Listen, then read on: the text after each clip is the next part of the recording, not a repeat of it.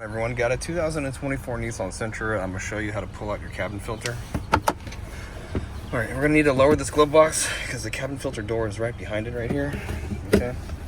Now there's these stoppers on both sides of the glove box. We're going to need to get these around the glove box so we can lower it a little bit.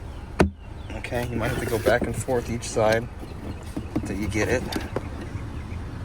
Okay, and once you get it drop down, you don't want to go all the way down with it because there is a damper cord we're gonna need to disconnect here. Okay, you don't want to go too far down because you can break this, so we're just going to pull it, disconnect it like that. Right here is the box that holds our filter, and we're going to take this on this side here and pull towards us, and we'll release the door. Here is our filter. Notate that it says airflow down when you get your new filter.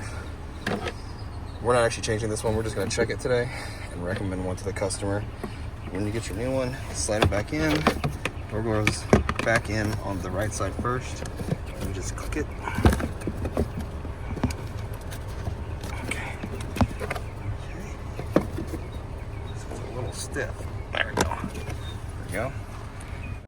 Alright, so now you're going to want to kind of put the glove box up, but you need to grab the damper cord.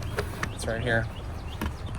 At the same time, it's kind of hard to do when you have a phone in your hand. We're going to pull it out, move the glove box up. All right, hold on to it. We're going to need to hook it back up.